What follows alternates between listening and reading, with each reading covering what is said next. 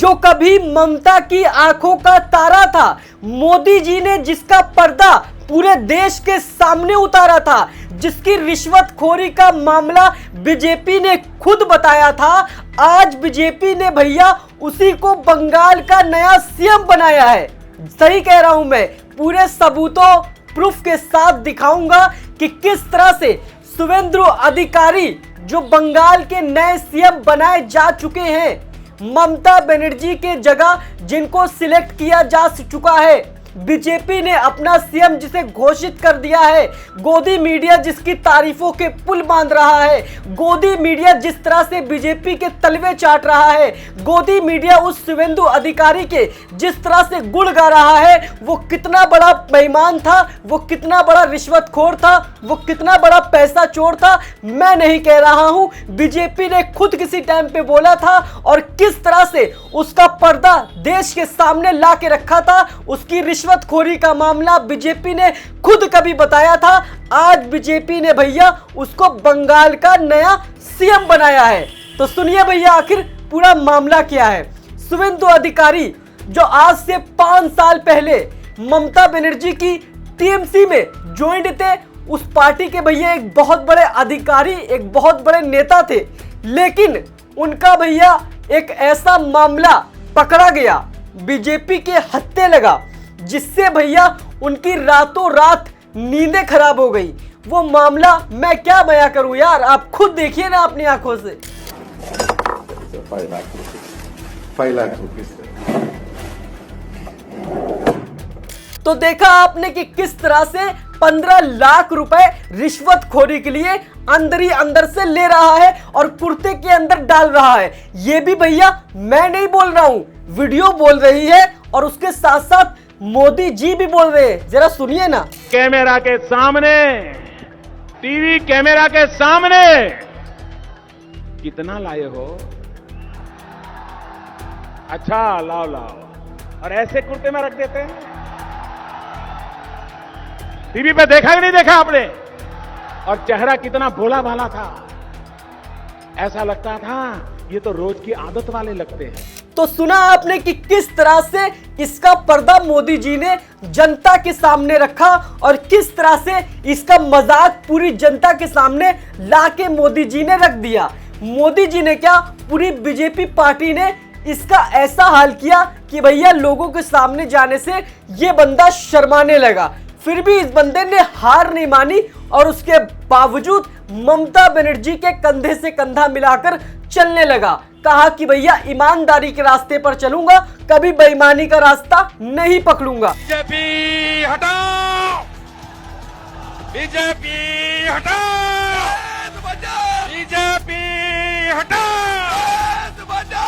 तो फिर क्या था यार, बीजेपी ने लिया एक्शन। उसके पास है ताकत किसकी, ईडी सीबीआई की। कर दी भैया इसके ऊपर जांच, और जब जांच करी तो भैया ये पलटू राम ममता बनर्जी की पार्टी को छोड़कर बीजेपी को ज्वाइन कर ली। सही कह रहा हूं मैं, बीजेपी को ज्वाइन कर ली। जिसके बाद क्या हुआ, जिसके बाद वही हुआ जो सबके साथ होता है और आपको पता है। मैं अगर बयां करूं तो भी कोई जरूरत नहीं है, आप समझ जाओगे, और अगर नहीं करूं तो भी कोई जरूरत नहीं है, आप समझ जाओगे। फिर भी मैं कर ही देता हूं। बीजेपी ने भैया जब ईडी सीबीआई की जांच इसके ऊपर करवाई तो उसके बाद इसके बाद एक ही रास्ता बचा जेल जाने से बचने के लिए।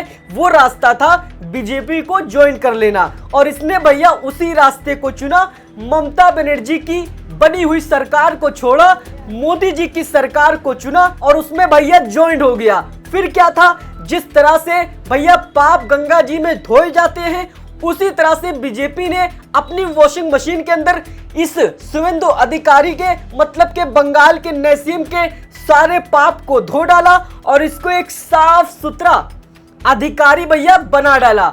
और आज उसी शुवेंदु अधिकारी को, जिसका बीजेपी ने कभी मजाक बनाया था, जिसको बीजेपी ने कभी रिश्वतखोर बोला था, जिसको कभी बीजेपी ने खुद अपने YouTube चैनल पर लोगों के सामने उसका पर्दा ला के रखा था, उसकी हकीकत दुनिया के सामने बयां करी थी, आज भैया उसको उसी बीजेपी ने बंगाल का नया सीएम बना डाला।